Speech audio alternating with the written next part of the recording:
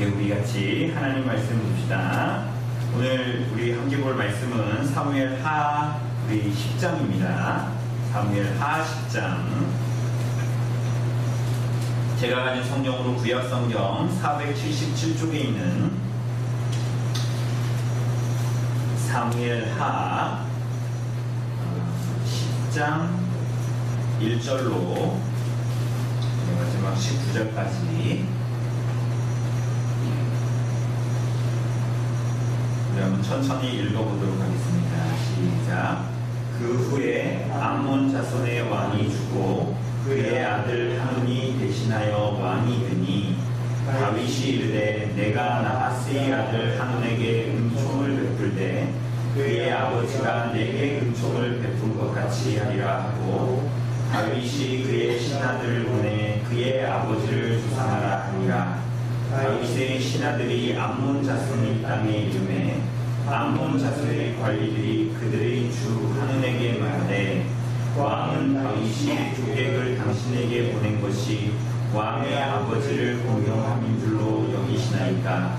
다윗이 그의 신하들을 당신에게 보내 이 성을 엿보고 탐지하여 함락시키고자 함이 아니니까 하니 이에 한운이 다윗의 신하들을 잡아 그들의 수염 절반을 깎고 그들의 의복의 중동 골기까지 자르고 돌려보내매 사람들이 이 일을 다윗에게 알리니라. 그 사람들이 크게 부끄러워하므로 왕이 그들을 만지러 보내 이르기를 너희는 수염이 자라기까지 여리고에서 머물다가 돌아오라 하니라. 암몬 자손들이 자기들이 다윗에게 미움이 된 줄 알고 암몬 자손들이 사람을 보내 벤르호 아람 사람과 소바 아람 사람의 보병 2만 명과 마다 왕과 그의 사람 1000명과 목사람 12,000명을 보낸지라. 다윗이 듣고 요압과 윤사의 온 무리를 보내매 암몬 자손은 나와서 성문 어귀에 진을 쳤고 소바와 루고 아람 사람과 복과 마아가 사람들은 따로 들에 있더라. 요압이 자기와 맞서 앞뒤에 친 적진을 보고 이스라엘의 선벌한 자 중에서 또 엄천하여 아람 사람과 싸우려고 진치고 그 백성이 남은 자를 그 아우 아비새의 수하에 맡겨 암몬 자손과 싸우려고 진치게 하고 이르되 만일 아람 사람이 나보다 강하면 내가 나를 돕고 만일 암몬 사람이 너보다 강하면 내가 가서 너를 도우리라. 너는 담대하라. 우리가 우리 백성과 우리 하나님의 성읍들을 위하여 담대히 하자. 여호와께서 성이 여기시는 대로 행하시기를 원하노라 하고 요압과 그와 함께한 백성이 아람 사람을 대항하여 싸우려고 나아가니 그들이 그 앞에서 도망하고 암몬 자손은 아람 사람이 도망함을 보고 그들도 아비새 앞에서 도망하여 성읍으로 들어간지라. 요압이 암몬 자손을 떠나 예루살렘으로 돌아가니라.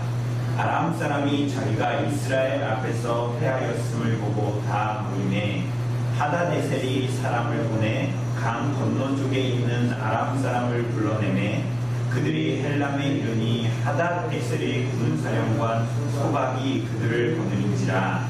어떤 사람이 다윗에게 그가 온 이스라엘을 모으고 요단을 건너 헬람에 이르매 아람 사람들이 다윗을 향하여 진을 치고 더불어 싸우더니 아람 사람이 이스라엘 앞에서 도망한지라. 다윗이 아람 병거 700대와 마병 4만 명을 죽이고 또 그 군사령관 소박을 치매 거기서 죽으니라. 하다네셀에게 속한 왕들이 자기가 이스라엘 앞에서 깨함을 보고 이스라엘과 합친하고 죽으니 그러므로 아람 사람들이 두려워하여 다시는 암몬 자들을 돕지 아니하리라.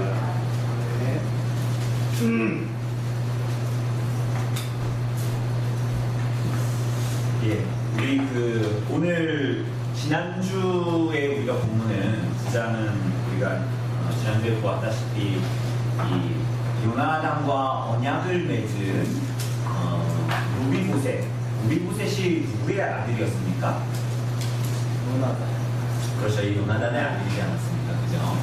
그 요나단의 아들 무비보셋에게 이 다윗이 자신 헤세드를 베푸는 하나님의 언약 가운데에 우리가 7장에서 본 다윗 언약 가운데 나타난 하나님의 헤세드, 인자와 인애를 그대로 그가 사랑과 맺은 그 언약 가운데에 헤세드를 베푸는 것 우리가 이제 봤습니다. 그죠? 우리가 이제 그와 이어서 오늘 이제 10장에서 보게 되는 이 암몬과의 전쟁입니다. 암몬 족속과의 전쟁인데요. 이 암몬족과의 전쟁에서도 헤세드가 나타납니다. 헤세드가. 그러니까 똑같은 우리 지난주에 무비보셋의 사건에서도 헤세드가 나타나가지고 그 사람이 두 다리 저는 자고 어떻게 보면 다윗에게는 원수 집안의 이 자녀임에도 불구하고 그죠? 또 그냥 놔두면은 어떤 면에서는 반역이 일어날 수 있는 그런 씨를 남겨준 것이잖아요. 그러나 그럼에도 불구하고 신실하게 이 언약 가운데 헤세드를 베풀었는데 그래서 그 9장 본문에도 4번이나 나오지 않습니까? 이 무비보셋이 이 상에서 다윗과 함께 먹었다. 뭐 이런 얘기가 계속 반복되어서 나옵니다. 그런데 이 헤세드가 오늘 10장에도 나타납니다. 그런데 이 9장에도 헤세드가 나오고 10장에도 헤세드가 나오는데 두 개의 성격이 정말 상반된 헤세드가 나옵니다. 그러니까 상반됐다라는 건 뭐냐면 그 헤세드를 베푸는 사람은 다윗인데요. 이 다윗이 9장에서 베풀었던 헤세드와 10장에서 베풀었던 헤세드가 굉장히 다른 헤세드로 나타나는 것을 우리가 보게 됩니다.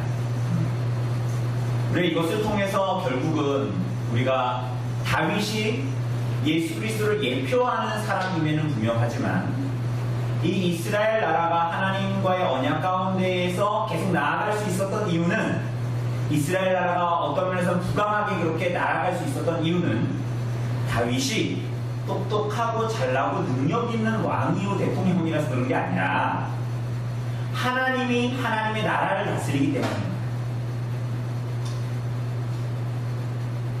이게 다 끝났어요. 이게 오늘 본문이에요. 그런데 밖에 나가면 날씨가 더우니까 시원한 데 더 있으시라고 10장의 본문을 제가 편안하게 이 본문의 내용을 풀어보려고 합니다. 그런데 여러분 주일날 설교를 잘 생각하시면 돼요. 주일날에 우리가 설교 들었죠. 그 비유가 뭐였습니까? 첫 번째 나온 비유가 두 가지 왔는데 겨자 씨 비유 바로 앞에 나온 비유가 뭡니까? 스스로 자라나는 씨 비유였습니다. 기억나십니까? 3일밖에 안 지났는데 스스로 자라나는 씨. 농부는 밤낮을 그냥 자고 깨고 했는데 자라는 것도 몰랐고 그냥 놔뒀단 말이죠. 근데 그게 막 자라서 열매를 맺고 추수 때가 가까우지 않습니까? 하나님의 나라는 그와 같다라는 거예요. 그런데 신약으로 보자면 우리 교회가 들어갑니다. 근데 구약으로 보자면 하나님의 교회, 하나님의 나라가 하나님의 경륜 안에서 무엇으로 나타납니까? 구약에 보면 오늘 사무엘서에 보자면 이스라엘이라는 한 나라, 국가를 통해서 나타나게 되는 거예요. 그런데 이 본문은 다 하나님의 나라가 무엇인가를 보여줍니다. 다음 주에 아주 작은 예를 들면 다음 주에 우리 시간교회가 와서 막 전도하고 마을잔치도 하고 여기서 하고 막 그럴 거 아닙니까? 그죠? 날씨가 지금처럼 이렇게 더운데 우리 집사님들은 땀을 뻘뻘 흘리시면서 삼계탕을 손질을 하고 삼계탕을 끓이실 거죠? 그 청년들은 휴가를 내서 여기에 3박 4일 바다도 바로 옆에 있는데 바다도 못 가고 더운데 여기서 전도를 하러 다니겠죠? 그죠? 집도 아닌데 불편한 데서 여기서 이불 깔고 자겠죠? 왜 그런 일을 할까요? 그러니까 그걸 우리가 자칫 그런 것들을 너무 순진하게 생각하거나 우리가 혹은 하나님의 나라와 교회에 대해서 너무 순진하게 생각하면 그리고 우리 안에 자꾸만 들어오는 자기의와 죄와 싸워내지 않으면 그 전쟁을 하지 않으면 우리는 어느덧 자꾸만 빠져나 거기로 젖어들어요. 뭐로 젖어들어요? 하나님 나라가 마치 내가 열심히 뿌렸기 때문에 내가 심었기 때문에 내가 물 주었기 때문에 어떻게 됐다? 뭐 이렇게 생각을 자꾸 하게 됩니다. 여러분 근데 우리가 뭘 어떻게 하는 것은 굉장히 중요합니다. 우리 이제 오는 주일에는 양과 염소의 비유 볼 겁니다. 거기에 보면 예수님이 너가 헐벗었을 때에 내가 헐벗었을 때에 너가 입혀주었고 뭐 목마를 때 마실 것을 주었고 이런 말씀을 하지 않습니까? 그죠? 그러한 내용들을 보는데 오늘 본문에서도 보겠지만 언약 백성이 하나님 앞에 언약 백성으로 살아갈 때에 은혜의 언약 백성으로서 하나님 앞에 살아갈 때에 어떻게 과연 살아가는 것이 합당한가 혹은 우리가 빠질 수 있는 함정이 뭔가 그런 것들을 다윗이라는 사람을 통해서 잘 말해주겠다. 우리가 한번 봅시다. 암몬과의 전쟁입니다. 우리가 읽었지만 좀 디테일하게 좀 볼 필요가 있습니다. 한번 우리 1번을 한번 우리 김 집사님을 읽어주실래요? 10장에서는 암몬과의 전쟁을 하게 된 내용을 소개하고 있다. 하는 누구며 그는 왜 다윗을 대적하게 되었다. 네, 그렇습니다. 지난주에는 지훈이 존댓말이었는데 오늘 제가 만들다 보니까 반말로 만들었네요. 그러니까 암몬과의 전쟁 이거들 암몬이라는 나라 여기에 보면 암몬이라는 나라가 여기 지도를 보면 이제 여기가 이스라엘 땅입니다. 여기가 이스라엘 땅입니다. 여기 이스라엘 써있죠 그게 그죠? 그리고 여기 가운데는 이제 요단강이 흐르는 겁니다. 요단강. 여기 안 보이지만 여기 가운데가 요단강이 이렇게 흐르는 거예요. 그죠? 그래서 이스라엘 백성들이 요단강 동편에서 서편으로 넘어갈 때 그죠? 여기를 건너가지 않습니까? 그죠? 우리가 찬송가 저 요단강 건너 그 찬양 있죠? 그죠? 요단강을 건너서 약속의 땅으로 들어간 거예요. 약속의 땅으로. 어쨌거나 여기에 보면 암몬이 이스라엘의 여기 이제 동쪽에 바깥쪽에 있는 거예요. 그래서 암몬이라고 이제 그얘기 되어져 있습니다. 그런데 우선 다시 지도를 놔두고 본문으로 돌아오면 본문으로 좀 돌아오면 오늘 이 본문이 위치하고 있는 위치 자체가 10장의 위치 자체가 굉장히 독특합니다. 왜냐하면 이제 11장에서는 무슨 이야기가 나옵니까? 성경책을 보면 11장이 무슨 얘기 나와요? 밧세바 사건은 우리 다윗하면 굉장히 잘 알죠. 우리 읽지 않아도 알죠. 무슨 일이 있었는지 그죠? 그런데 그 밧세바 사건 이전에 10장에서 암몬과의 전쟁을 얘기합니다. 그리고 이 밧세바 사건이 끝난 다음에 12장 보세요. 12장 끝에 나단이 다윗에게 가서 얘기하고 회개하라고 그러고 그리고 그 징계로 아이가 죽죠. 다윗과 밧세바 사이에 낳은 아이가.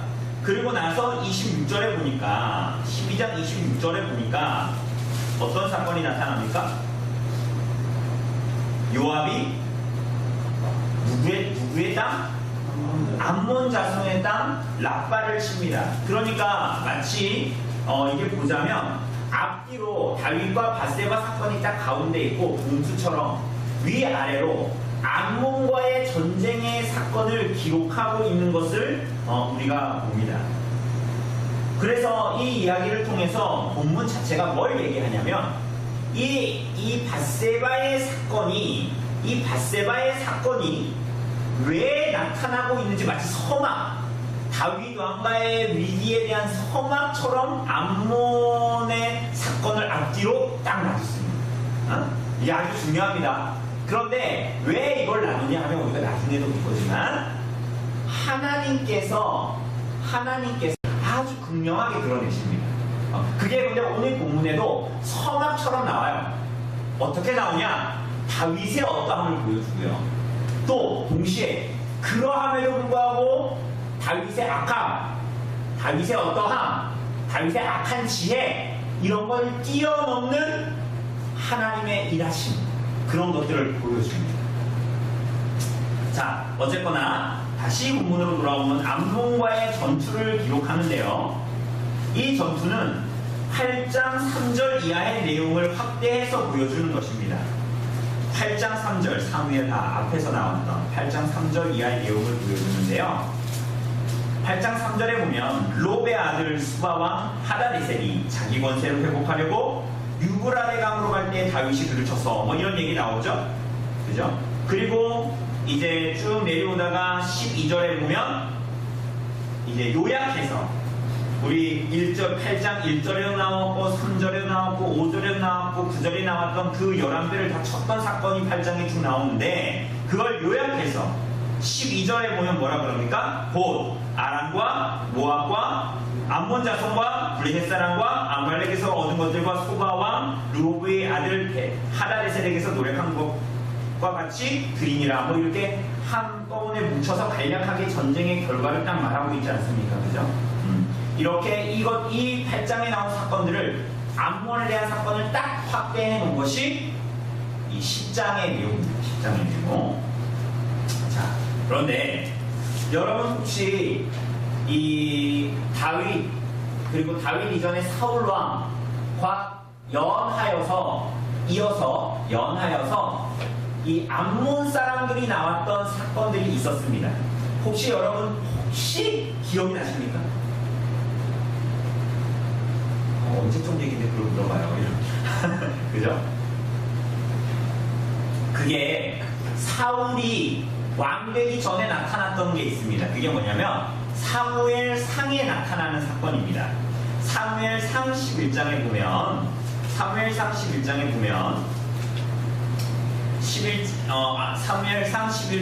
1절에 보면 암몬 사람 나하스가 올라와서 길르앗 야베스에 맞서 진을 치매 야베스 모든 사람들이 나하스에게 이르되 우리와 언약하자 그리하면 우리가 너를 섬기리라 이렇게 얘기합니다. 여기에 누가 나와요? 암몬 사람 나하스 왕이 나옵니다. 그런데 이 사람이 암몬 왕인 나하스가 길르앗 야베스에 가서 뭐라 그러냐? 길르앗 야베스를 이제 치고 막 그렇게 하려고 하니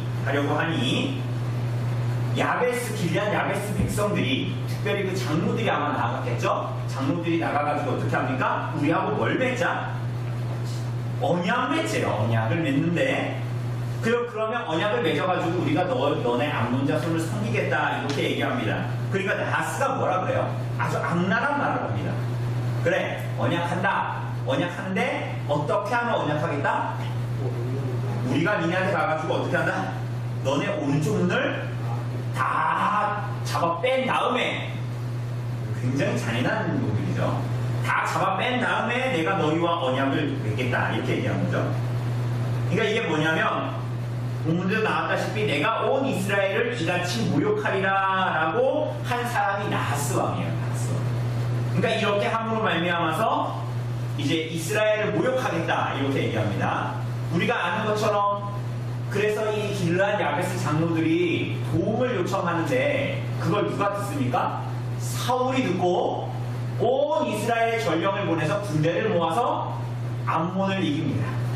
그죠? 그게 이제 이 길르앗 야베스 사건. 그래서 사울이 길르앗 야베스를 구원해 준 거잖아요. 그죠? 그래서 나중에 사울이 그 뱃산에 못 박혔을 때 나중에 죽잖아요. 그 못 박혀가지고 있으니까 그거 누가 시신 수습하러 갑니까? 이 길르앗 야베스 사람들 수습하러 가니 은혜가 풀어가는 거였거든요. 이 사건이 이제 나타납니다. 그러니까 이게 처음에 나타났던 사건, 이 사건인데 중요한 것은 여기에 암몬 사람 나하스라는 사람이 나타나는 거예요. 그런데 오늘 우리가 봤던 본문의 10장에 보면 그 후에 암몬 자손의 왕이 죽었다 그러잖아요. 이 암몬 자손의 왕이 누굴까요? 나하스예요. 이게 나하스. 이 나하스가 죽었다는 거예요. 죽었는데 그의 아들의 이름이 뭡니까? 한운입니다. 한운이 있어요. 한운이 대신 다음에 왕이 됐어요. 그런데 여기서 다윗이 뭘 합니까? 2절에 보니까 다윗이 이르되 내가 나하스의 아들 한운에게 뭘 베풀어? 은총을 베풀되 이게 헤세드입니다. 은총을 베풀되 그의 아버지가 내게 은총을 베푼 것 같이 하리라 하고 다윗이 그의 신하들을 보내 그의 아버지를 조상하라. 그러니까 한마디로 이 조문한 거예요. 조문하러 조객으로 이제 그 신하들을 보냅니다. 그런데 여기서 중요한 게 뭐냐면 본문의 시작부터 암몬에 대해서 얘기할 때 은총을 얘기합니다. 헤세드. 우리가 지난주에 9장에서 무비보셋에게 다윗이 얘기했던 그 헤세드를 지금 암몬 자손에게 헤세드를 베풀겠다. 헤세드, 오늘 본문에는 은총이라고 나왔지만 다르게 뭐라고 번역됩니까? 여러분이 아는 거 아무나 해보세요. 인애, 인자, 또 뭐 있습니까? 친절, 뭐 이렇게 신실함, 뭐 이런 거거든요. 그렇게 번역이 되는 단어입니다. 여러분, 그런데 그럼 이상하잖아요. 왜냐하면 언약, 우리가 지난번에 헤세드를 베풀었다라고 얘기했을 때는 다윗과 요나단 사이에 뭐가 있었어요? 언약이 있었잖아요. 서로의 그 자손을 해야지 말자, 살려주자, 이런 언약이 있었잖아요. 그죠? 그러면 지금 다윗이 얘기하는 뉘앙스를 보면 암몬하고 언약이 있었다는 말일까요? 그래서 어떤 사람들은 이렇게 얘기도 하기도 해요. 다윗의 역대상의 어떤 족보들을 보면서 다윗의 누이 스루야라고 있거든요. 아마도 그 스루야가 그 아버지 이세와 암몬 왕인 나하스의 이 혈족인 딸과 혼인하여 낳은 게 다윗의 누이일 것이다. 이렇게 추측하기도 합니다. 이게 그럴듯한 추측이거든요. 또 하나는 사울 왕에게 쫓겨다녔잖아요, 다윗이. 그죠? 그래서 블레셋한테 가기도 하고 막 그러잖아요. 그래서 아마 암몬 왕한테 도망을 갔을 것이다. 암몬 왕의 입장에서는 지금 다윗은 자기의 적국인 사울 왕에게 쫓기고 있으니 적은 친구잖아요. 그죠? 그러니까 다윗을 우대해 줬을 것이다. 뭐 이렇게 얘기하기도 합니다. 그런데 사실은 확실치가 않아요. 추측하는 거예요. 그런데 어찌되었건 간에 다윗의 신하들을 암몬에 조객으로 보낸다라는 거예요. 뭐를 얘기하면서? 헤세드를 얘기하면서, 은총을 얘기하면서, 사랑을 얘기하면서 이런 이제 그걸 하는 거예요. 오늘 기록에 보면 다윗이 그렇게 말을 했어요. 진짜 그렇게 말을 했잖아요. 그러면서 뭐라 그래요? 그의 아버지 나하스가 내게 은총을 베풀었다.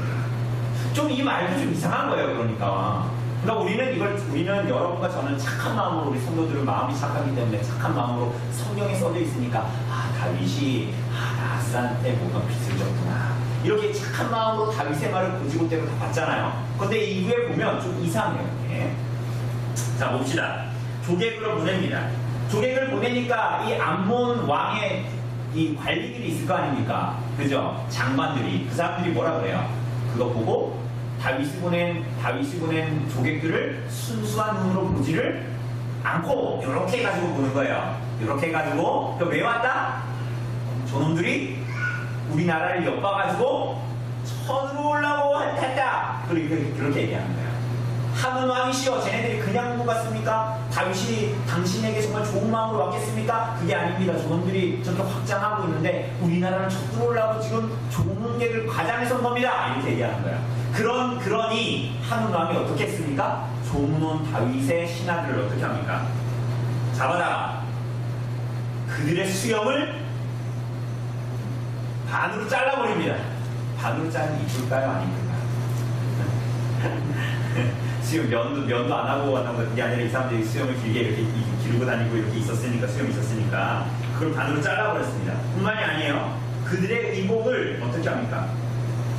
중동볼기까지 잘라버립니다. 중동볼기가 어디입니까? 중동볼기가 어딜까요? 중동에 있는 볼기입니다. 그러니까 그 사람들은 옷을 공짜로 입잖아요. 이스라엘 고대 근동 사람들, 왜 우리 지금도, 제가 옛날에 이스라엘 갔을 때도 이렇게 왜 사우디 사람들 되게 웃겨요. 사우디 사람들 비행기 타잖아요. 옷 하얀 거 입고 이렇게 쓰잖아요. 이렇게 쓰고 비행기를 막 타는데 저는 이렇게 앉아 있었는데 비행기를 막 타는데 여자가 3명이서 이렇게 둘이 같이 가요. 그게 다 누구예요? 다 자기 와이프예요. 이렇게 비행기 타는데 이 사람은 딱 이러면서 딱 타는데 뒤에서 이렇게 같이 완전히 눈만 이렇게 나와가지고 이렇게 같이 타는데 그 사람들이 입는 옷이 이게 통짜로 하얀색 옷이잖아요. 그러니까 마치 그것처럼 통짜로 입는 옷이거든요.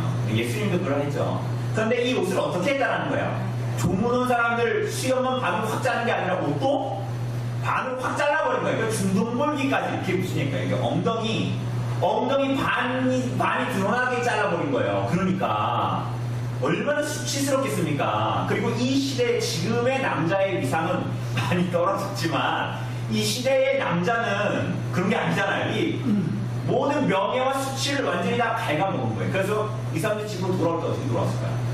수염 반 잘린 채로 예, 엉덩이 드러내놓고 그죠? 그렇게 이제 온 거예요. 그러니까 이 자체가 뭐냐면 이 암몬 사람들이 다윗이 보낸 사람들에 대해서 명예를 훼손시키고 모욕과 수치를 준다. 여러분 그 아까 길르앗 야베스 사무엘상 11장에서 사울 왕 얘기 나올 때 뭐라 그랬습니까? 너희가 나와 우리가 언약을 맺어주세요. 우리가 당신들을 섬기겠습니다. 이스라엘 백성들이 그랬잖아요. 이방 민족한테. 그것도 너무 이상한 그림이잖아요. 하나님과 언약을 맺은 백성들이 그 이방 족속한테 언약을 맺자는 거잖아요. 그러다니. 그런데 그때도 어떻게 했습니까? 이 사람들이 내가 그래 니네하고 언약 맺어줄게. 그 대신에 니네 오른쪽 문화를 다 내가 한 사람씩 다 잡아 뺄 거야. 그렇게 해서 내가 온 이스라엘을 뭐 한다고? 모욕할 거다. 이렇게 암몬 사람들이 얘기하잖아요. 그래서 아하스가 여기서 동일합니다. 이렇게 해서 모욕을 주는 거예요. 자기 아버지가 했던지 그대로 하는 거예요. 지금 하느니. 그래서 이스라엘을 모욕합니다. 그런데 여기에 대해서 다윗이 어떻게 해야 될까요? 다윗이 어떻게 해야 됩니까? 여러분 그 이전에 어떻게 했어요? 우리 안식 뭐 그 다윗이냐 뭐 그런 거 보면서 다윗이 당연히 어떻게 해야 돼요? 암몬이 그렇게 나오면 전쟁해야 됩니까? 안 해야 됩니까? 해야 되잖아요. 근데 어떻게 해요? 너무 착해졌어 다윗이. 그래가지고 여기 보세요. 암몬한테 갔다가 돌아오지 말라고. 예루살렘으로 오지 말고 니네 수치스러우니까 부끄러워하니. 여기 가다가 보니까 여기 뭐라고 써있어요. 여기 중간에 예루살렘하고 암몬 사이에 뭐 있습니까? 여리고. 글씨가 되게 작죠? 여리고. 여기에 가서 수염 기를 때까지 있으라. 아니 그렇게 못 쓰면 그렇게 딱 하고 야 니네 병원에 가서 쉬고 있어. 이렇게 딱 하고 어떻게 되는 거예요? 못 쓰면 무기 챙겨가지고 어떻게 됩니까? 전쟁해야죠. 그런데 어떻게 해요? 전쟁을 안 해요. 가만히 있어. 이상하지? 이건 되게 이상한 거예요 이게. 그러니까 다윗이 참 착해가지고 그런 게 아니에요 지금. 왜냐하면 우리가 전에 언약과 안식 이런 거 볼 때도 하나님께서 다윗에게 주신 소명은 뭡니까? 성전을 짓는 게 아니라 전쟁하는 거예요. 전쟁하는 거. 그 땅에 안식이 오게끔 모든 이방의 민족들을 몰아내고 뭐 조공을 마치게 하는 어떻게 하는 거란 말이죠. 그런데 전쟁을 안 해요. 그런데 오히려 이 일이 있은 후에 6절에 보니까 어때요? 6절에 암몬 자손들이 자기들이 다윗에게 미움이 된 줄 알고. 암몬 자손들이 스스로 생각한 겁니다. 지금 여기 보세요. 이 암몬 자손들이 자기들이 다윗에게 미움이 된 줄 알고 자기들이 그렇게 생각했다라는 거예요. 그래서 어떻게 하는 거예요? 암몬 자손들이 전쟁을 준비합니다. 한마디로 용병 준비하는 거예요. 여러분 요즘에 농구나 축구 이런 거 보면 외국 사람들 많죠. 우리나라에도 용병을 쓰는 거거든요. 그죠? 그것처럼 전쟁을 하는데 용병을 쓰는 거예요. 그렇게 해가지고 그 주변에 연합군을 막 이렇게 모읍니다. 그죠? 그래가지고 어떻게 전쟁하냐면 쉽게 얘기하면 이런 겁니다. 암몬이 여기 있잖아요. 여기서 전쟁이 일어났다고 여기 표시해놨죠. 여기 이 성문이 있으면 거기 앞에는 이제 자기네가 있고 암몬 자손들이 있고 그 앞에 들쪽에는 누가 있는 거예요? 용병들을 다 놓은 거예요. 그죠? 그래서 여기에 보면은 소바, 르호바람, 도, 마가 이런 데서 온 용병들을 거기다 이제 세워놓는 겁니다. 그러니 전쟁을 하러 누가 나가요? 7절에 보니까 다윗이 듣고 요압과 누가 나가야 돼요? 다윗이 나가야 돼요. 이게 다윗의 소명이잖아요. 전쟁을 하는 게 다윗의 소명인데 지금 누가 나가요? 이것부터 벌써 이상해요. 요압과 그의 나중에 보면 요압과 그의 아우 아비새가 나갑니다. 그래가지고 전쟁을 이제 하기 시작해요. 그래서 11절에 보면 이렇게 얘기합니다. 요압이 만약에 아람 사람이 나보다 강하면 네가 나를 돕고 만일 암몬 사람이 너보다 강하면 내가 가서 너를 돕겠다. 이게 무슨 얘기냐면 이 암몬 자손은 그 앞에 있고 그리고 용병들은 들 바깥에 있으니까 적이 지금 이렇게 두 군데로 있는 거거든요. 그죠? 그러니까 요압과 아비새가 만약에 암몬 자손만 친다. 그럼 얘네가 어떻게 할까요? 뒤에서 칠 거고 또 얘네를 지금 이렇게 칠 거 아니에요. 그러니까 아비새와 요압이 갈라져가지고 싸우는데 야, 너 내가 밀리는 것 같으면 네가 좀 돕고 네가 밀리는 것 같으면 내가 갈게. 이런 얘기를 하는 거예요. 요압하고 아비새가. 그렇게 해서 전쟁을 합니다. 그런데 어떻게 됩니까? 결과가 13절 14절에 보니까 요압과 그에 함께한 사람들이 아람 사람을 대하여 싸우려고 나아가니 그들이 어떻게 했다고요? 그 앞에서 도망했어. 그러니까 암몬 자손은 어때요? 14절에 보니까 그 아람 용병들이 도망가는 걸 보고 빨리 짐 챙겨가지고 성문 안에 들어가서 성문 닫아버렸어요. 그러니까 다 도망간 거예요. 그죠? 그러니까 암몬 사람들 다 피해가 성문으로 도망을 갑니다. 그런데 여러분, 전쟁이 한 차례 더 있죠? 이걸로 끝나지 않습니다. 그게 이제 2번입니다. 우리 조집사님 한번 읽어주실래요?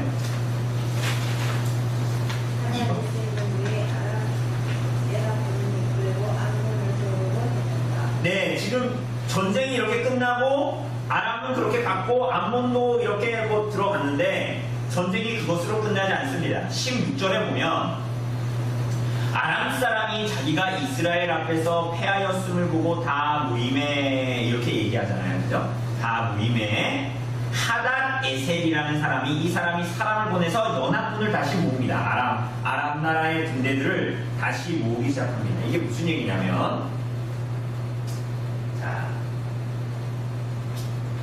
이제 아람 나라가 이제 시리아군요. 수리아라고 얘기하는. 근데 여기에 이 당시에는 요쪽이에요.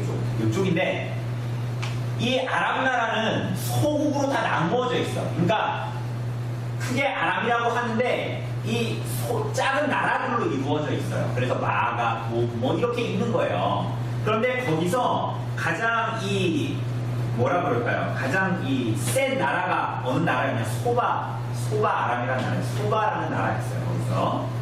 주도권을 잡고 있었어요. 근데 그 왕이 이제 하닷에셀이었다는 걸 얘기하는 거예요. 그러니 지금 전쟁을 했잖아요, 암몬이. 그런데 용병들의 연합군이 있었는데 얘네가 졌죠? 그죠? 얘네가 졌잖아요. 누가 졌어요? 다윗한테 진 거잖아요. 용병들이. 그러면 이건 사실 궁극적으로는 누가 진 거예요? 이 아람 나라의 왕국들의 수장인 누가 진 거예요? 소바가 진 거예요. 이게 소바 나라의 왕인 하닷에셀 자기가 진 것처럼 느끼는 거예요. 이해되십니까? 용병들이 졌으니까 용병들의 나라의 왕인 이 하닷에셀이 자기가 진 것처럼 느끼는 거예요. 그러니까 다시 한번 하닷에셀이 전쟁을 하려고 전부 다 용병들을 아람 나라의 병력들을 모읍니다. 그래서 전투를 한 번 더 합니다. 거기가 어디냐면 헬렘이라는 곳인데 거기가 어딘지 구체적으로 몰라요. 추측을 해놨어요. 여기 첫 번째 전쟁은 여기 암몬에서 일어났고 두 번째 전쟁은 하닷에셀이 용병을 모아가지고 아마 헬렘이라는 곳인데 거기 어딘지 잘 모르는데 여기 지을 것이다 이렇게 생각하는 거예요. 그래서 두 번째 전쟁을 또 하게 됩니다. 어떻게 됩니까? 16절 끝에 보니까 하닷에셀이 군사령관 소박이라는 사람한테 군사를 맡겼는데 전쟁을 했어요. 17절에 보니까 다윗에게 알렸어요. 누가 나갑니까 전쟁에? 누가 나가요?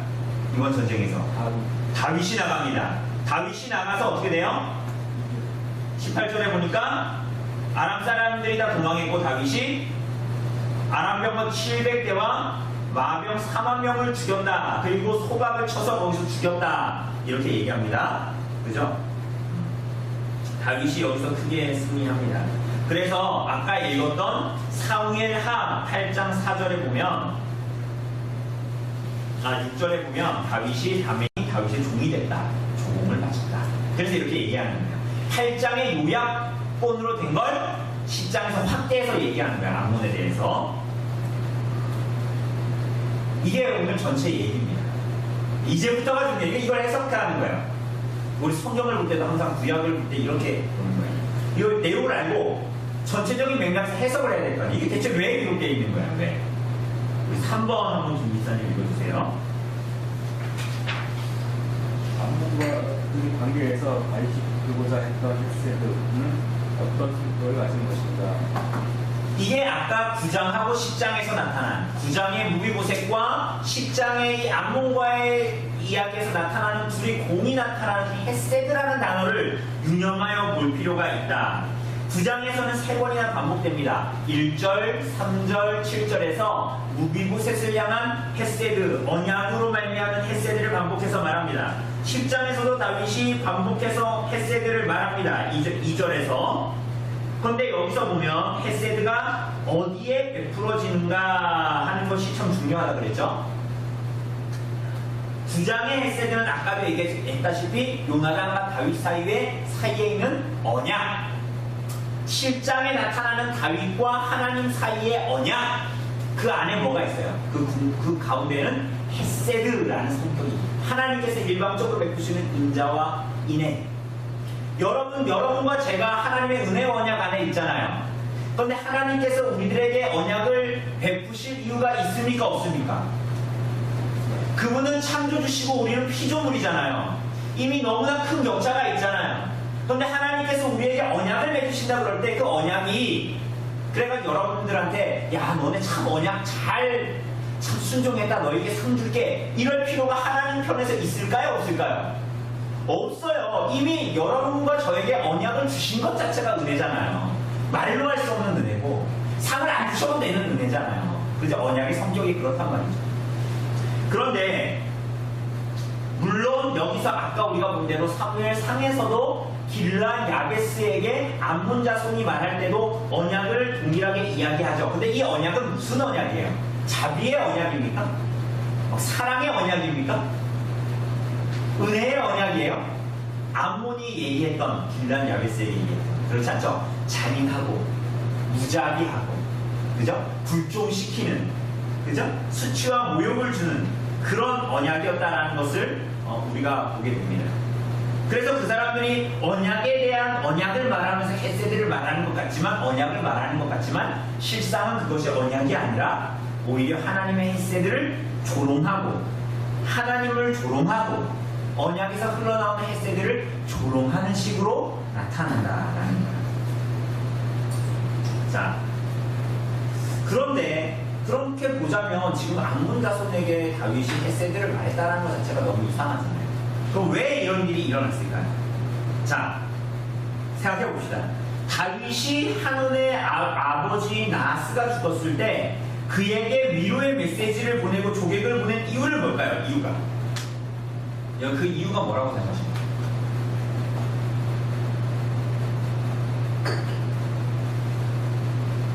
그 이유가 뭘까요?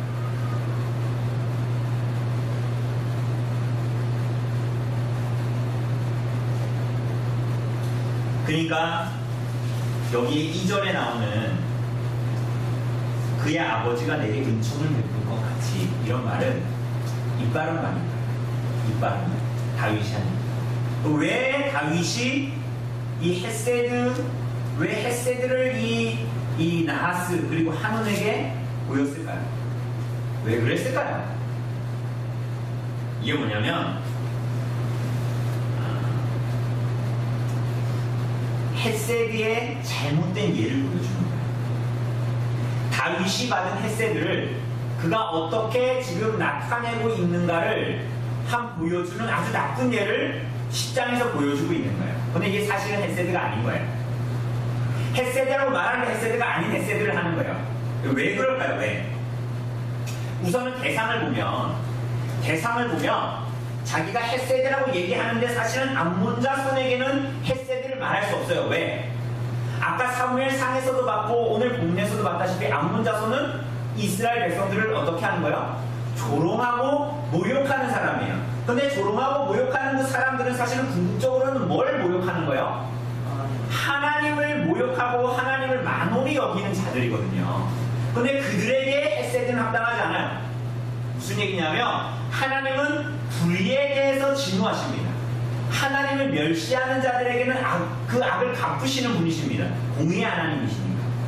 그래서 하나님의 언약 가운데 말해지는 헤세드라는 것은 반드시 하나님의 언약의 말씀에 잇대어 있어야 되는 거예요. 잇대어 있어야 돼요. 그런데 지금 오늘 본문에서 암몬 자손에게 다윗이 말하는 이 헤세드는, 은총은 그러한 종류의 것이 아니야. 단어는 헤세드예요. 단어는 은총인데 그러한 헤세드가 아니에요. 이것은 결국 이후에 나타나는 암몬 사건 이후에 나타나는 밧세바의 사건으로 인해서 폭발하고 나타나는 이 다윗의 안일한 영적인 상태를 잘 보여주고 있어요. 뭐냐? 그러면 다윗이 나스에게 조문을 보낸 이유는, 나스가 죽었을 때 그 한운에게 조문객을 보낸 이유는 암몬과 이스라엘 나라 사이에 화평과 평화를 누리고자 함이었어요. 암몬과 이스라엘 사이에 평화를 확보하고자 함이었어요. 그러니까 다르게 얘기하자면 경건하지 않은 자와 경건한 자가 화평하며 잘 살기를 원했던 거예요. 다른 얘기를 하자면 교회가 세상과 어깨 동무하고 헤세드를 얘기하면서 잘 살고자 했던 거예요. 다르게 얘기하자면 성도가 불의한 자와 함께 같이 가기로 결탁하는 그것이 바로 오늘 다윗이 암몬 족속에게 말하고 있는 헤세드랍니다. 언약에 의한 헤세드가 아니라는 거예요. 하나님이 원하시는 헤세드가 아니라는 거예요. 말은 헤세드인데 하나님이 원하는 류의 헤세드가 절대 아니라는 거예요. 결국은 다윗이 암몬 자손에게 헤세드를 얘기하고 오늘 이 언약을 얘기하는 것은 하나님 말씀에 대한 위배, 하나님 말씀에 대한 불순종이지 하나님의 헤세드를 보이는 것은 아니에요. 우리가 그냥 읽으면 속을 수 있어요. 이걸 보면 뭐 은총을 얘기하고 막 그렇게 하면 그들이 나에게 은혜를 베푼다 막 이런 얘기를 하니까, 여러분 이거 신명기 23장 3절 이하를 보면, 여러분 신명기는 모세의 설교잖아요. 그죠? 이스라엘 백성들이 하나님 앞에 어떻게 살아가야 될지를 말해주는 모세의 설교죠. 그죠? 율법을 풀어서 설명하는. 그런데 여러분 신명기 23장을 봅시다. 앞으로 가서 접어놓고 앞으로 쭉 가서 신명기 23장 3절 이하를 보세요. 벌써 여러분들 책이 좋으면 제목이 붙어 있을 겁니다. 23장 2절, 3절에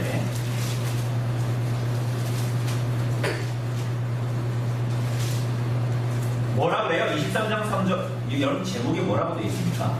총회에 들어오신 분들 이 총회는 뭐 우리 교회 총회 이런 뭐 그런 게 아니라 이스라엘의 그 이스라엘 안으로 들어오지 못하는 사람들을 얘기하는 거예요. 그런데 특별히 3절에 보니까 누가 있어요? 암몬 사람과 모압 사람은 하면서 쭉 여호와의 총회에 들어오지 못하더니 쭉 나오면서 나중에 6절에 보니까 뭐라 그래요? 네 평생에 그들이 누구예요? 암몬과 모압이죠. 그들의 평안함과 형통함을 영원히 어떻게 하라? 구하지 말라, 이렇게 얘기하는 거예요. 네 평생에 그들의 형통함과 평안함을 영원히 구하지 말라. 그들과 화친하지 말라라는 거예요. 그들과 샬롬을 얘기하지 말라라는 거예요. 그들과 안식을 이야기하지 말라라는 거예요. 근데 다윗은 어떻게 했어요? 그렇게 하지 않고 오히려 그들에게 손을 내밀고 말씀에 근거하지 않고 말씀에 잇대지 않고 말씀에서 말하지 않은 사랑을 얘기하는 거지. 그러니까 하나님 보시기에 악을 행하면서 사랑을 얘기하는 거지. 여러분 예를 들어서 동성애자가 우리 교회에 온다고 합시다. 그럼 그 사람은 어떻게 해야 돼요? 사랑해야 됩니다. 무조건 받아들여야 됩니까? 그게 바로 다윗이 암몬 족속에게 말한 헤세드입니다. 말씀에 근거하지 않고 기초하지 않은 사랑을 베풀고 있는 거예요. 그죠? 여러분들이 가족과 여러분의 자녀들과 여러분의 이웃과 친척들과 나누고 있는 헤세드는 어떤 종류입니까? 우리가 언약 백성이잖아요. 다윗처럼. 여러분이 나누고 있는 헤세드는 어떤 종류의 대체? 여러분 말씀에 의하지 않은 사랑은 사랑이 아니에요. 진리에 기초한 사랑은 때론 아프지만 그게 정말 사랑인 거야. 왜냐하면 진리 안에서의 사랑만 그에게 참된 안식과 참된 구원을 주거든요. 여러분, 어떤 사람과 같이 있을 때 그 사람을 무조건 사랑하는 것이 분위기를 가장 편안하게 하죠. 그렇지 않습니까? 어떤 면에서는 진리 안에서의 사랑은 좀 불편하거든요. 그죠? 진리를 드러내고 아닌 것을 아니라고 말하고 그러면서도 그 사람을 사랑하는 것이 쉽습니까? 어렵습니까? 분위기 자체도 어려워지잖아요. 그죠? 그런데 하나님께서 원하시는 것은 이러한 류의 순종이라는 거예요. 그러니까 이 진리 안에서의 사랑만이 참된 안식과 구원을 가져다 준다는 거예요. 그렇지 않은 것은 헤세드가 아니에요. 오히려 하나님의 헤세드는 다윗 언약의 근거에 볼 때 다윗 언약 할 때 7장 14절에 우리가 자주 인용하는 부분 뭡니까? 그가 만일 언약 안에 있는 자들이 혹시 그가 만일 죄를 범하면 사무엘하 7장 14절에 내가 사람의 뇌와 인생의 채찍으로 그를 어떻게 한다? 징계한다. 이렇게 해요. 진리 안에서의 사랑을 얘기하는 겁니다. 하나님은 죄를 계속 짓는데 죄에 대한 값을 안 물고 어떤 걸로 해? 이렇게 하는 사랑이 아니에요. 십자가에 예수님이 달려 죽으신 것은 그분에게 하나님의 모든 진노를 쏟아부으신 것이지 어떤 걸로 하는 사랑이 아니란 말이죠. 그죠? 그가 만일 죄를 범하면 내가 사람의 매와 인생의 채찍으로 징계하겠다. 다윗 언약은 철저하게 이러한 사랑을, 하나님의 언약 안에서의 사랑을 하나님의 말씀, 언약의 말씀에 잇대어 그 안에 헤세드, 사랑, 신실함을 얘기하고 있는 거예요. 그죠? 이러 보면 하나님의 나라와 구약에 보면 이스라엘 나라이든지 하나님의 경륜 안에서 오늘날 신약의 교회이든지 하나님의 나라는, 교회는 그렇지 않다. 사람의 뜻대로 이루어지지 않다. 지난 주일에 본 대로 스스로 자라나는 씨와 같다라는 것입니다. 오늘 본문을 보아도 알 수 있죠. 여러분, 만약에 다윗이 이렇게 했어요. 잘못된 헤세드를 베풀었어. 그럼 어떻게 해야 돼요? 암몬에게 잘못된 헤세드를 베풀었어. 그럼 어떻게 해야 돼? 우리가 보기에는 어떻게 가는 게 정상적인 것 같아요? 암몬도 그것을 잘 받아서 누리고, 왜냐하면 쟤네들이 지금 강대국이잖아요. 전쟁에서 이긴 나라가 없죠, 주변에. 그죠? 다 복속됐잖아요. 그러니까 암몬 입장에서는 어떻게 돼요? 주변의 눈치를 잘 본 다음에 내가 걔네들 잘 해가지고 길 붙어서 잘 가야죠. 우리나라가 그런 거 잘 하잖아요.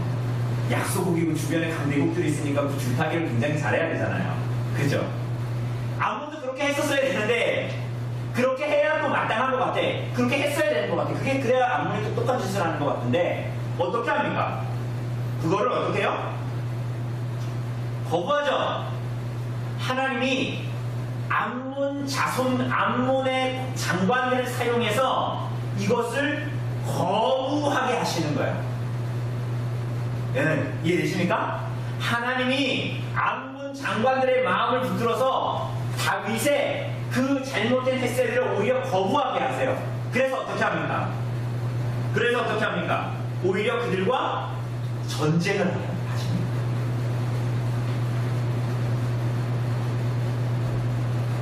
왜 그렇게 하실까요? 하나님이 언약 가운데에 약속하시잖아요. 다윗에게 이 땅에 안식을 주겠다.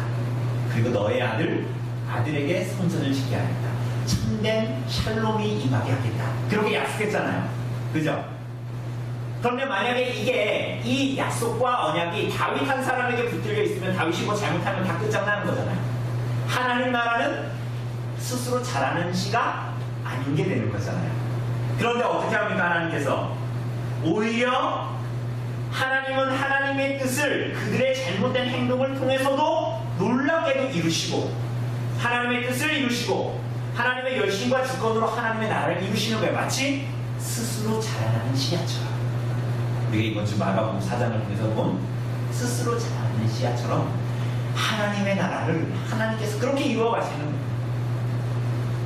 그래서 로마서 8장 28절도 보면 이렇게 얘기해요. 우리가 알거니와 하나님을 사랑하는 자 곧 그의 뜻대로 부르심을 입은 자들에게는 모든 것이 합력하여 선을 이루느니라. 다윗의 연약함에도 불구하고 다윗의 어리석음에도 불구하고 하나님께서 그것을 그렇게 하라, 너는 어리석게 해라, 계속 죄를 지어라, 그렇게 하는 것이 아님에도 불구하고 그의 연약함과 그의 죄악됨과 그의 어리석음에도 불구하고 하나님은 하나님의 뜻을 주권적으로 이루어 가시는 거예요. 그게 이 암몬 자손에 나타나는 이 역사에 나타납니다. 여러분, 11장부터 나타나는 밧세바와의 사건, 다윗의 이 극악무도한 이 범죄 가운데에서도 동일하게 하나님의 나라, 하나님의 열심과 주권이 극명하게 나타납니다. 만약 이게 세상 나라라면 우리나라 정치인들이 뭔가 부정부패를 하면 정치 생명이 확 달아나는 것처럼 그렇게 끝났어야 되는데 하나님 나라는 그렇게 끝나는 나라가 아니라는 거예요. 왜? 왕이 누구시기 때문에 하나님이시고 하나님의 나라는 하나님께서 통치하시고 하나님께서 확장해 가시는 나라이기 때문에 그렇다.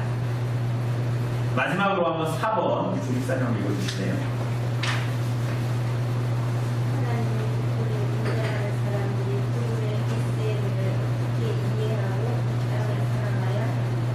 하나님의 주권을 인정하는 여러분과 제가, 성도들이, 오늘 여러분과 제가, 교회가 그러면 하나님의 헷세를 아는 사람들은 어떻게 이해하고 이 땅을 살아가야 하는가? 아까도 얘기했지만 하나님께서 모두 다 하시기 때문에 어쨌거나 내가 실수로 암몬하고 뭐 언약을 맺든 헷세를 잘못 베풀든 밧세바를 뭐하든 아무 상관없이 하나님은 하나님의 뜻을 이루니까 우리 넉넉히 살까요? 그게 아니죠.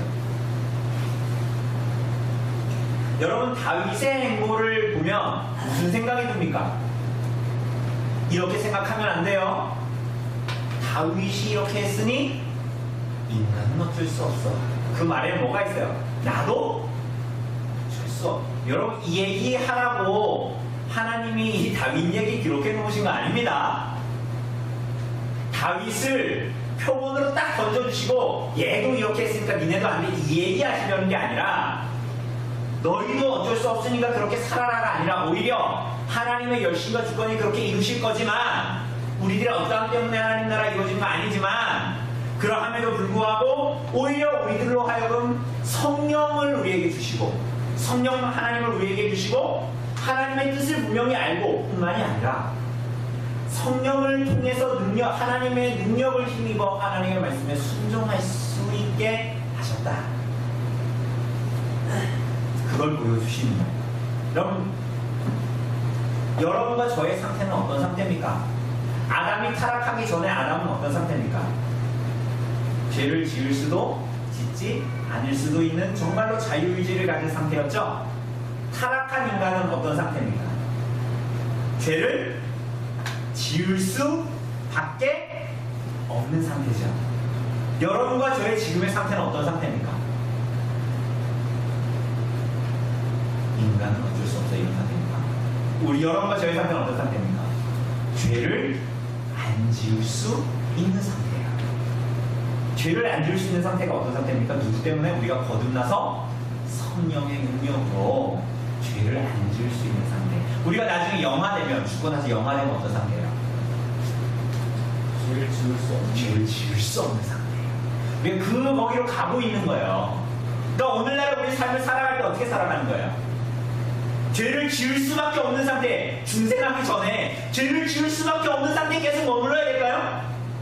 성경 얘기, 여러분, 이건 거듭나지 않은 상태라니까요. 우리는 어느 상태예요? 죄를 짓지 않을 수 있는 상태예요. 때로는 연약해서 넘어지지만 죄를 짓지 않을 수 있는 상태예요. 다르게 얘기하면 무슨 얘기입니까? 성령의 능력으로 죄와 뭐 하는 상태예요? 싸워야 되는 상태. 암몬하고 친구하는 상태가 아니라니까.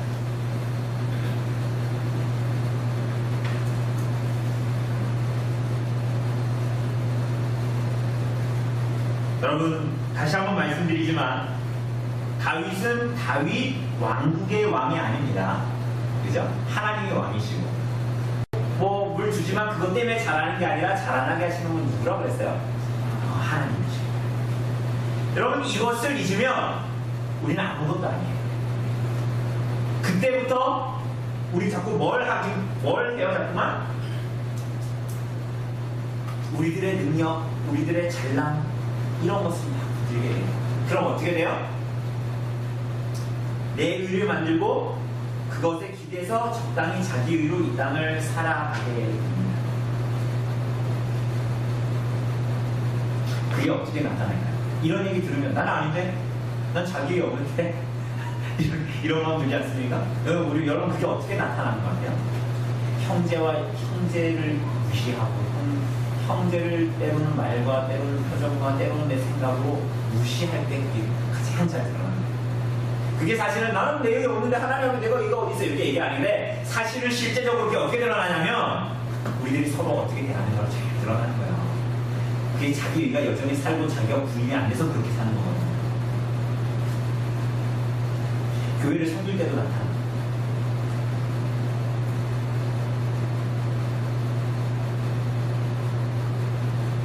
여러분 자기의 의로 이 땅을 살도록 우리를 부름받은 것이 아니라 하나님의 뜻, 하나님의 말씀, 하나님 말씀의 순종으로 이 땅을 살아가라고 우리를 부르셨습니다. 안문하고 적당히 살라고 부른 것이 아닙니다. 그죠? 여러분 잘 보세요. 오늘 다윗이 전쟁했죠? 18절에 보니까 어떻게 됐습니까? 다윗이 전쟁을 해서 아까도 본 대로 이겼어요? 졌어요? 이겨도 어떻게 이겼어요? 엄청나게 이겼잖아요. 그죠? 근데 3회에서 기자가 칭찬하는 거 맞습니까? 칭찬하는 거 같아요? 이거 팩트 체크밖에 안 하잖아요. 지금. 몇 명 죽였다. 몇 명 없앴다. 이 얘기만 하죠. 그런데 여러분 8장에서 보면 8장에서 다윗이 전쟁한 내용을 쭉 기록할 때 이 사무엘서 기자가 뭘 자꾸 얘기합니까?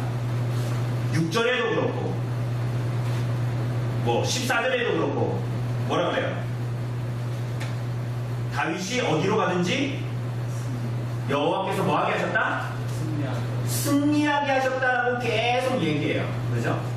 이 전쟁은 하나님의 뜻을 이루는 전쟁이고 그분의 말씀에 순종하는 전쟁이고 그래서 그분의 말씀에 순종하는 전쟁이기 때문에 하나님께서 도우셨다라는 식으로 계속 얘기하는데 오늘 이 밧세바 사건을 앞두고 있는 암논과의 전쟁을 얘기할 때는 팩트는 얘기해요. 사실은 몇 명 죽였다. 뭐 기록은 다 얘기해. 그런데 거기에 대해서 아무 말도 안 해요. 다윗의 어떠함, 다윗의 순종 여기에 대해서는 침묵합니다. 어떻게 일이 진행됐으니까 암몬하고의 전쟁이 시작됐으니까 전쟁을 했다. 뭐 그냥 이 정도 얘기를 진짜 하고 어떤 면에서 등 떠밀려 전쟁하는 것처럼 그런 식으로 얘기를 합니다. 그래서 19절에 보니까 뭐라 그래요? 19절에 하다데셀에게 속한 왕들이 자기가 이스라엘 앞에서 패함을 보고 이스라엘과 화친하고 섬기니 이렇게 말하죠. 누구 앞에서 패했대요? 자기가 누구 앞에서? 다윗 왕, 이스라엘 왕 이렇게 얘기합니까? 이스라엘 앞에서 패했다. 이스라엘의 속국으로 조공을 바쳤다. 이렇게 얘기합니다. 그죠? 다윗 왕이나 다윗에 대한 평가를 하지 않아요. 오히려 다윗은 여기서 이제 그냥 전쟁했다 이 얘기만 나오고요. 여러분 그런데 이 전쟁에 대한 하나님의 판단이 요압이라는 사람의 입을 통해서 나타납니다. 그게 12절입니다. 우리 한번 같이 읽어볼까요? 12절. 시작. 우리가 우리 백성과 우리 하나님의 성읍들을 위하여 담대히 하자. 여호와께서 선히 여기시는 대로 행하시기를 원하노라. 이렇게 얘기합니다. 이 전쟁에 대한 하나님의 판단이 다윗의 입이 아니라 이 요압이라는 사람의 입을, 요압과 같은 인물, 다윗을 대신해서 나간 요압과 같은 인물의 입을 통해서 하나님의 뜻이 드러나고 나타나고 있습니다.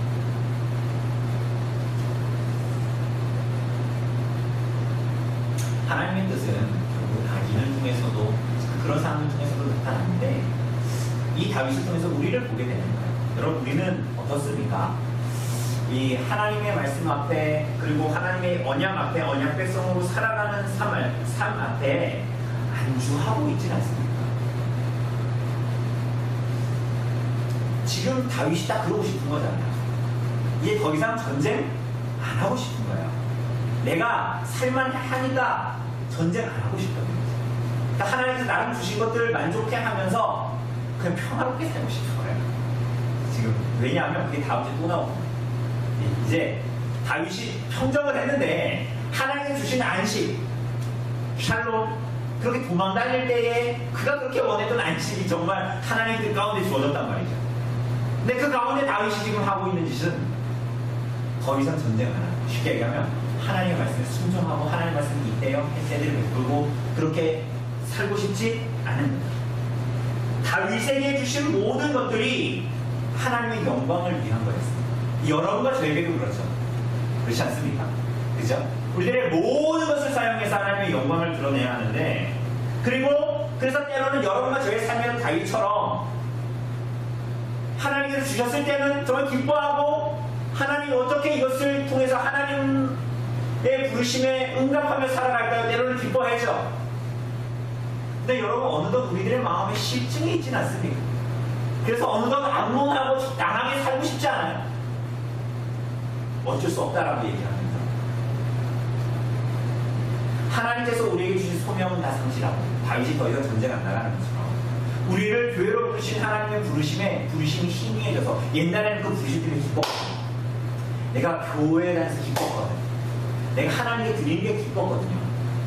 근데 그게 어느덧 다 희미해지고 사라지고 그 의미가 상실되고 더 이상 내가 전쟁에서 싸우기가 싫어.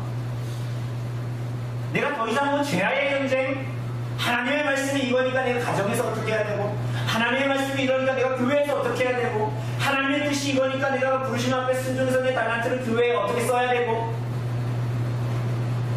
소명과 부르심을 감당하기 위해 하나님께서 주신 모든 것들을 나 자신의 안위와 유익을 위해서 적당하게 타협하면서 적당하게 암몬과 사랑하려는 다윗과 같이 살아가고 있지는 않습니다.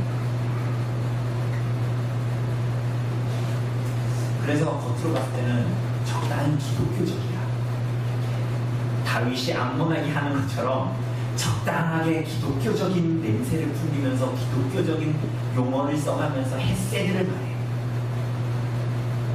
그런데 그거는 사실 자기를 스스로 속이면서 위선의 가면을 적당히 쓰면서 스스로를 속이고 있는 거죠. 여러분, 그것은 하나님의 언약의 백성의 삶도 아니고 스스로 자위하는 것뿐이지 소명을 버리는 거야. 여러분, 이번 주에 볼 거지만, 오는 주에 볼 거지만, 여러분 언젠가 하나님 앞에 틀림없이 여러분과 제가 하나님 앞에 서야 될 거예요. 단체로가 아니라 독자로, 단독자로. 그런데 그날에 양과 염소로 분명하게 구분할 겁니다. 여러분, 분명하게 하나님께서 그날에 가르실 거예요. 그런데 이번 주에 보겠지만,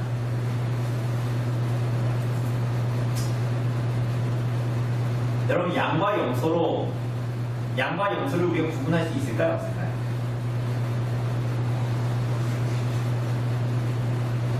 놀랍게도 우리 비유를 보면 비유가 좀 특이하죠. 마치 비유를 잘못 보면 행함으로 구원받는 것 같이 얘기하잖아요. 근데 이번 주에 보면 그것이 분명하게 드러납니다. 그 사람이 양인지 염소인지 알 수 있고 판단할 수 있다라고 예수님께서 비유를 통해서 말씀하십니다. 근데 그것을 하이델베르크는 선행이라고 말하는데, 이 양과 염소에 비해서는 훨씬 더 구체적으로 말씀하십니다. 예수님께서. 제가 하는 말이면 우리 집사님들, 제가 1, 2 합쳐서 4명이라고 그랬는데 1, 2, 4명, 1, 2, 4명이라고 착각하신 것처럼 제 말이라면 한쪽 귀로 들리고 한쪽 귀로 흘리고 할 수 있지만, 이 말씀은 예수님의 말씀입니다. 이거는 피해갈 수 없어요. 여러분이 잠깐 이 100년도 안 되는 인생 가운데 잠깐 피해갈 수 있겠지만, 여러분 결국은 피해갈 수 없고 누구도 피해갈 수 없는 하나님의 말씀이 우리에게 주어지고 있습니다. 그럴 수도 있는 것이 아니에요. 암몬과 친하게 살 수도 있는 것이 아니에요. 잠깐 이러다 말겠지 아니에요. 왜냐하면 11장에 보면 다윗이 이제 본격적인 두렁텅이로 빠져들어갑니다. 여러분이 더 이상 여러분의 하나님의 부르심 앞에 민숭맹숭하고 그냥 살아가는 것은 전조 현상이에요. 그걸 계속 두면 여러분은 이제부터 11장부터 보는 대로 그 구렁텅이로 빠져나갈 수밖에 없어요.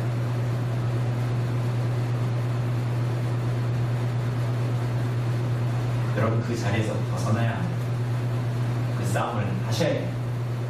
나 그냥 그렇게 살아도 그냥 그렇게 사라지는데, 여러분, 그게 그냥 그렇게 사라지는 게 아니에요. 매우 위험한 자리에 있는 것입니다. 여러분 11장 1절만 읽어봅니다. 11장 1절 같이 읽어볼까요? 11장 1절 시작. 그 해가 돌아와 왕들이 출전할 때가 되매 다윗이 요압과 그에게 있는 그의 부하들과 온 이스라엘 군대를 보내니 그들이 암몬 자손을 멸하고 랍바를 에워쌌고 다윗은 예루살렘에 그대로 오르니라. 그 해가 돌아와 왕들이 출전해요. 이게 전쟁해야 되는 이제 비가 그치고 이제 전쟁을 해야 되는 때가 왔어요. 그런데 여러분 지금 다윗이 뭐 하고 있어요? 다윗이 뭐 하고 있어요? 전쟁을 다 부하들 보내고 자기는 뭐 하고 있어요? 예루살렘이 있죠? 그런데 여러분 전쟁이 지금 안 되고 있어요? 전쟁이 안 되고 있어요? 여러분이 하나님의 말씀 앞에 불순종하며 살아가도 내 가족들에게 그럴 일이 없고 내 돈은 여전히 잘 벌리고 뭐 그냥 잘 별탈 없이 살아간다 라고 생각하면 그게 별탈 없이 잘 살아가는 게 아니라는 거예요. 11장이 보여줍니다. 여러분들의 일상이 그냥 사라지는 것이 여러분 그 정도면 됐어. 하나님이 야 그 정도면 됐어. 그걸 얘기하는 게 아니에요. 부르심과 소명에 합당하지 않은 삶을 살고 때로는 그래도 하나님께서 참아보십니다. 그런데 어느 날 하나님께서 분명히 사람에 대한 인생 채찍을 들고 그를 징계하시기 시작하십니다. 차라리 징계가 있으면 하나님께 구원받는 사람이라는 감사함이라는 게 있을 것이지만 우리 안에 있는 우리가 그런 말씀이 깨달아지고 우리 안에 그런 내가 어디서 떠난 것 같은 그런 마음들이 내 마음에 깨달아졌을 때는 여러분 그 자리에서 돌이키랍니다. 여러분 그래서 이번 주에 제가 자기 점검 테스트 표를 나눠드린 거예요. 여러분 그거를 매일 밤마다 잘 그냥 밍숭밍숭하게 보지 말고 하루의 일상을 돌아보면서 하루 체크해보세요.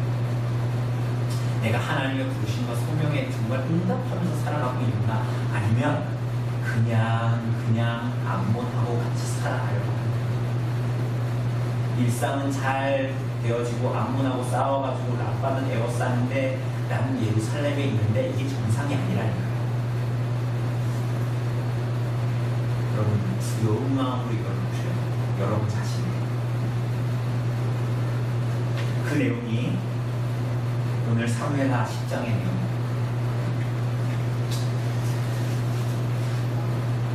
자신을 두려운 마음으로 하나님 앞에 잘 돌아보시기를 바랍니다. 두려움에 떨어서 끝나는 게 아니라 이런 마음을 가질 수 있다는 것 자체는 사실은 이런 마음 혹시라도 든다면 이런 마음이 있다는 것 자체는 하나님께서 여전히 우리들에게 기회를 주시는 은혜이기 때문에